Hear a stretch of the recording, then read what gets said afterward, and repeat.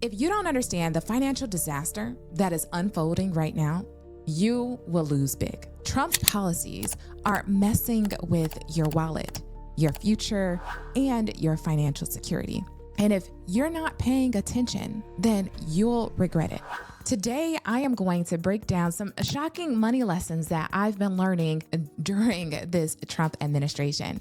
Lesson number 1 is evaluating my purchasing decisions. If you're still spending like there's no tomorrow, you are setting yourself up for a money mishap because Trump's tariffs, they're driving prices up across the board. And you, as a consumer, are paying for it. You might think that I'm exaggerating, but let me hit you with this.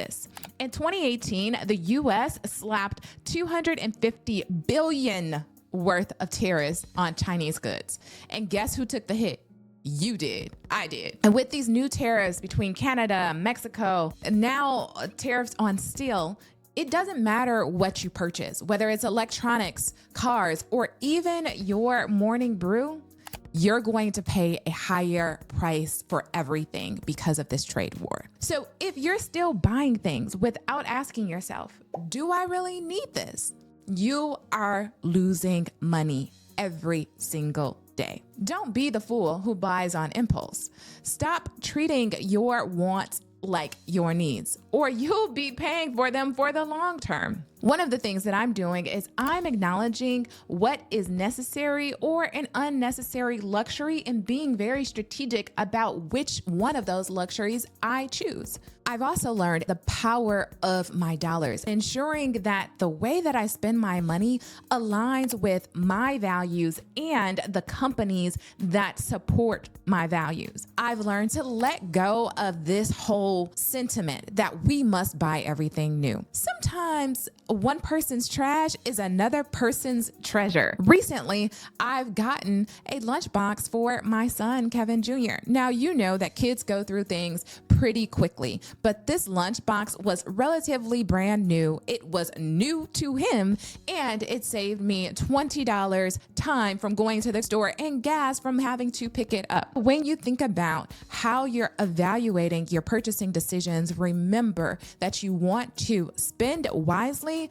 Otherwise, you're just bleeding out your bank account. Lesson number 2 is being comfortable with where I am now while also saving for the future. Let's talk about real estate. Now, you may think that you need a new house, and don't get me wrong, I just purchased a new house. And if you want to see a little bit more about that whole buying decision, if you're still itching to purchase that new home, you can watch this video right here where I will teach you about all of the must-have documents that you need in order to do this successfully. But let me tell you, if you are not careful, you are about to make a big financial mistake that I see many healthcare providers, many high income earners committing.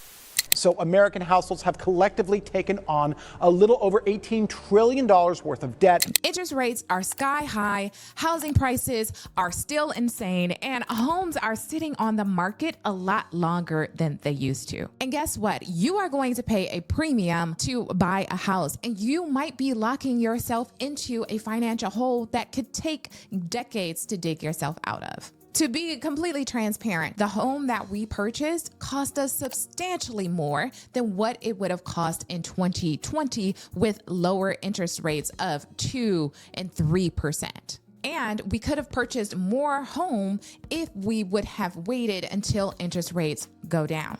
Now, we can afford the high price, and fortunately, we had an opportunity to refinance our home for a better rate during this brief period of interest rate drop. But here's the thing, you don't need to rush into the housing market. It's tempting, but you gotta stay calm and strategic. Finding comfort with what you have is the key. The perfect time to purchase a home will come, but only if you saved wisely and prepared for it. Don't chase the market, because if you do, you will pay the price. In 2025, I have the goal of purchasing 2 rental properties, but I'm not jumping in and purchasing the first thing that I see because of an unfulfilled desire. Learn to be patient, find comfort where you are while preparing for the opportunity. I see too many high-earning professionals struggling with burnout, unable to pay their mortgage because they bought too much house, or in this age, they bought less house at too high of a price. So let's avoid doing that by being comfortable and preparing for the future. Lesson number 3 is student loans are yours. Thankfully, I don't have student loans anymore, but this is something when I am coaching my clients on their student loan strategy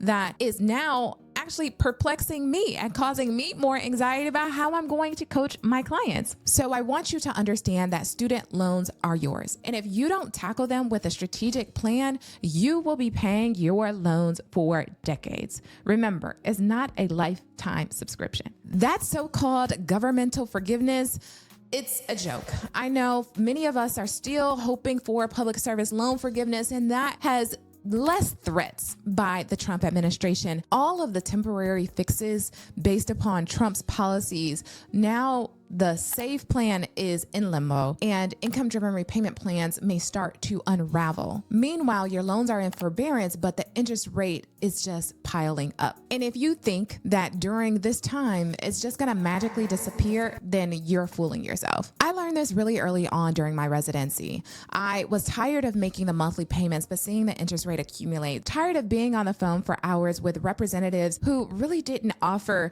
great advice. So I decided that my student loans were mine. I refinanced for a lower interest rate and paid them off in 2 years and 9 months. Now, I understand that given the high interest rate economic climate, it is not the appropriate time for you to pursue refinance. However, there are some things that you can do to help you to prepare for that moment. One is evaluate your credit. If you are not sitting in the 750 or higher range, then this presents an opportunity for you to pull your annual credit report, do a clear appraisal of what things you can improve, and get your credit score higher. The reason why this is so important for a refinance is because your rate is going to be determined based upon how good of a candidate, how good of a borrower you look. This is something that you can start to do today. Also, if your student loans have gone into repayment like some of my coaching clients, making sure that they have the accurate information to base your student loan payments off of, especially if you are in an income contingent repayment plan. You want to evaluate your income.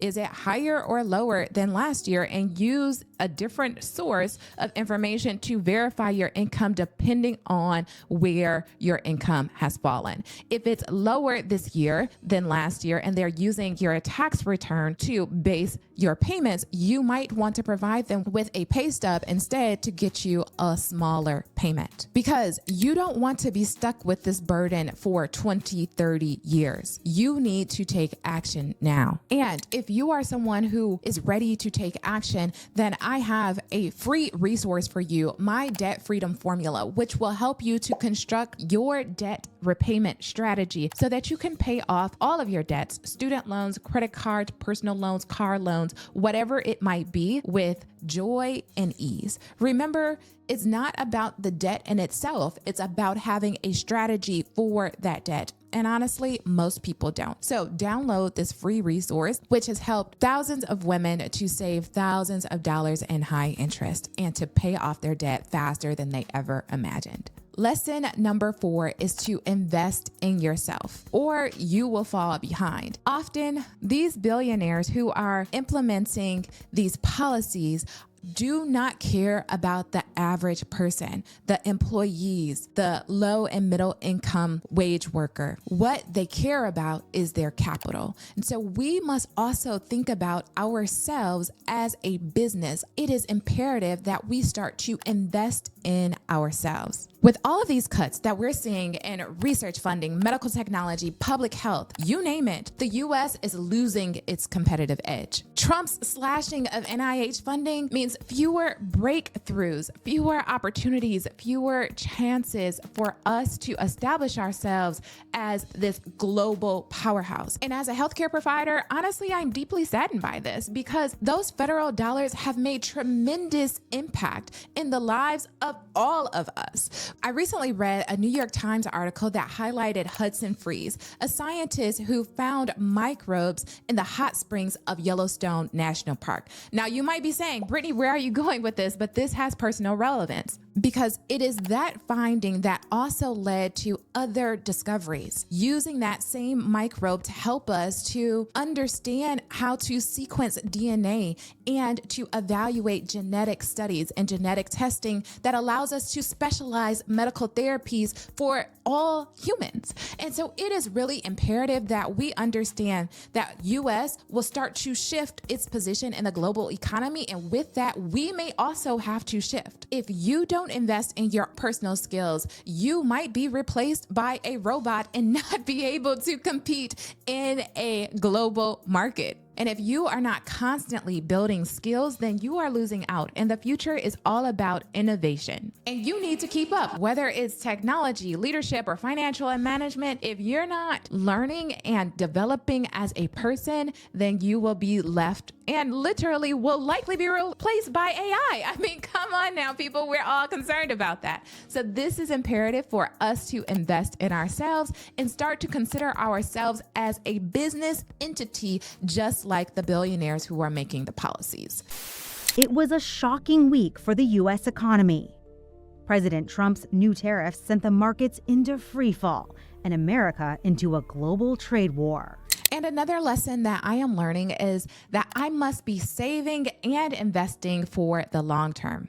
With everything that's happening, tax cuts, tariffs, inflation, boycotts, the market is all over the place. It feels overwhelming to manage today, let alone consider your future. But you're not going to get rich by timing the market. If you're jumping in and out of investments based on what is happening in the economy, what is happening in politics, then you are likely to feel overwhelmed and to miss out on opportunities. It is that simple. I've learned the hard way that slow and steady wins the race. I recall when I was still using a financial advisor to do my backdoor Roth IRA, I put the money in, but because I was concerned about shifting economies, about shifting markets, I had him invest the money over time. Too much time, actually, to be honest. You know, it's like at that time, $6,500 and I'm investing it over 6 months? Come on. We know that time in the market outpaces timing the market every single time. Investing that lump sum, investing it for the long term and making contributions each and every month will allow you to have peace of mind with all the chaos that is going on today. You don't have to be concerned about your investment strategy because you are investing for the long term. And lesson number 6 is to be your own boss. We've seen thousands of layoffs of federal employees. And it's honestly very unfortunate. But what this shows me is that I must not only invest in myself like I'm a business, but also create a business to bring in additional income, to start to develop the habit of being my own boss. So if the unfortunate situation comes of a layoff, I have some type of income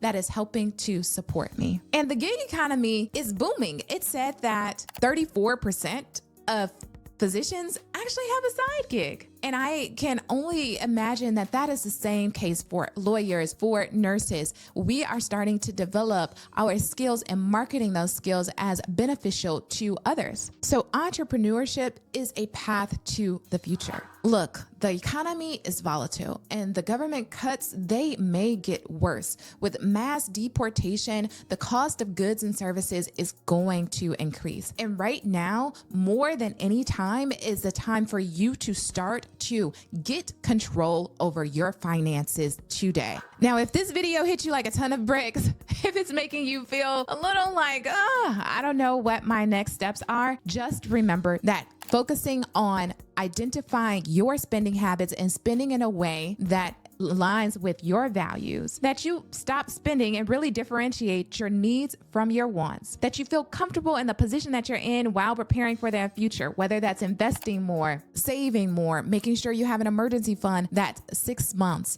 being your own boss and starting that business or side hustle and always investing in yourself will allow you to not only be able to manage the chaos of today, but will protect you for decades in the future. Now, if you like this video, then I want you to smash that subscribe button because I have more coming. And if you have a question, then I want you to drop it in the comments below. I really appreciate and answer every question. Well, until next time, I'll see you on the next video. Bye-bye.